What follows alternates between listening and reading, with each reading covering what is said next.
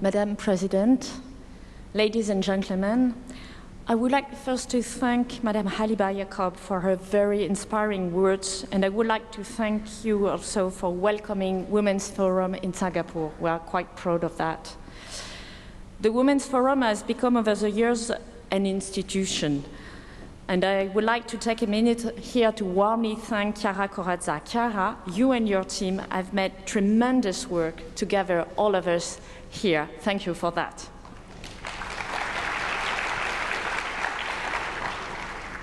What I would like to share with you today is why France has made gender equality a priority of its G7 presidency this year, what results we got, and what we need to do to move forward. Why? Well, we believe that women's economic emancipation is our new frontier. First, because poverty especially affects women. In France, 70% of the population living below the official poverty line are women.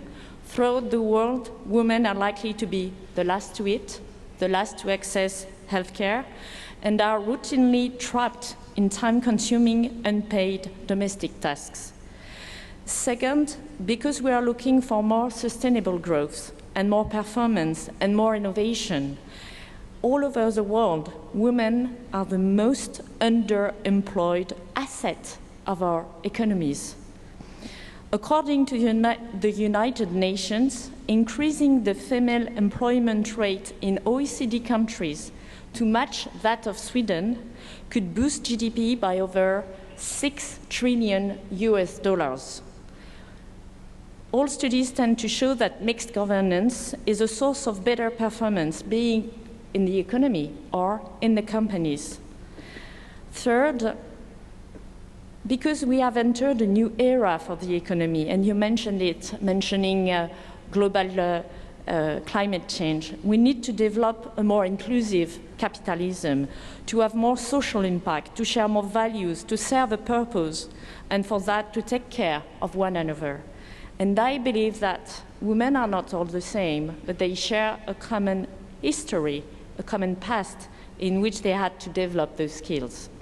So for those reasons, President Macron made gender equality a grand cause of its term. And I want to tell you a story. Before he was elected, France in 2011 passed a law.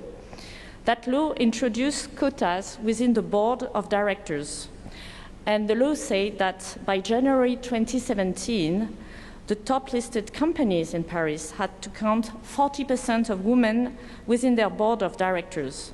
There were 10% at that time. What do you think people say then? We won't find enough female candidates. But guess what? We finally did. We now have more than 43% of women in boards. Would we have the same without a law? I don't think so. Inspired by that example, the French government has moved forward and taken two strong actions during those last 2 years. We have passed a major law that has a section for executive position. In the final round of nomination, companies will have to choose between the best man and the best woman. I trust it will create a new dynamic. Our labor minister has also created an equality index. Now, every company has a score based on indicators such as equal pay, how many women are promoted and have a salary increase when compared to men. And if the company doesn't reach 75 out of 100, it will have 3 years to improve their score or pay a penalty up to 1% of its payroll. France also made gender equality a priority of its G7 presidency. We try to be consistent.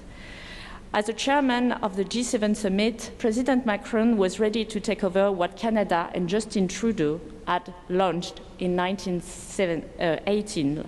He gathered the Gender Equality Advisory Council, whose 35 members are eminent female role models, including 3 Nobel Prizes laureates. The Council has urged G7 leaders to be as brave as girls and women are every day. That was a challenge. What results did we get? The 7 G7 leaders committed to make gender equality a fully fledged global worthy cause. The Council identified 79 effective legislative measures worldwide, or best practices. And on that basis, the French president called on the G7 leaders to commit to implementing at least one of these laws or public policies in their country and to report back on them next year.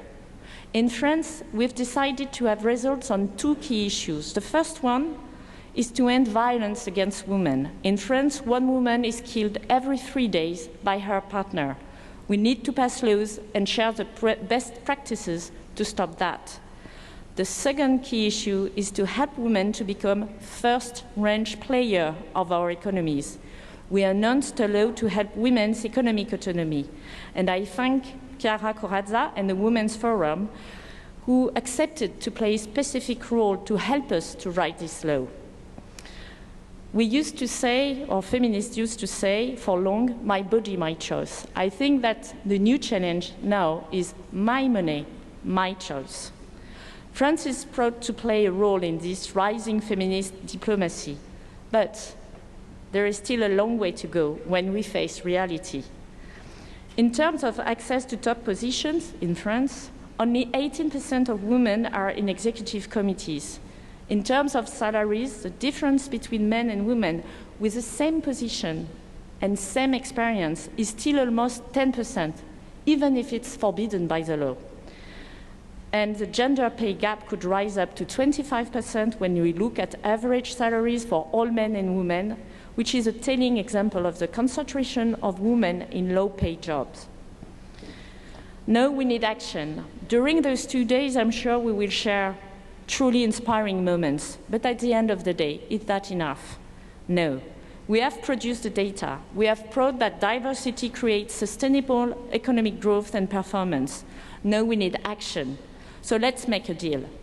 Gloria Steinem, who's been here at Women's Forum many times, uses to say, if each person in the room promises that tomorrow she or he will do at least one atrocious thing in the cause of simple justice, then we will wake up in a different world.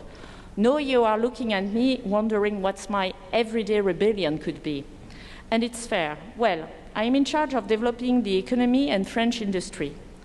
So I commit that for every nomination that stands in my area, I will make sure that we choose between the best man and the best woman for the job. I am working on encouraging more girls to opt for scientific career. We will push companies to organize training for their managers to reduce gender biases. I intend at every level to gather and spread the best practices on the European scale to have more women in operational and research positions. We will help investors to develop the financing of women entrepreneurship, who today got less than 10% of the financing. Of course, I will be deeply involved in writing the boldest and most ambitious French law on women's economic emancipation, with, I hope, your help. What about you? At the end of the day, what do you do for women's economic emancipation? Everything matters. Hire women, create a women's network in your company, and a mentoring program. Fight for the father's right to spend more time with their kids, because this is one key of our emancipation. Fight every kind of cliché. I would love to hire a woman, but I cannot find any woman with the right skills. That's not true. Recruiting women needs more time, but it's possible. And if you feel too uncomfortable to claim for yourself, step up for one another. It's time to step up for women, not because as women we are supposed to be better people, but because diversity in itself is key for economic sustainability and key for self-fulfillment. Let all of us get in the game. Thank you very much.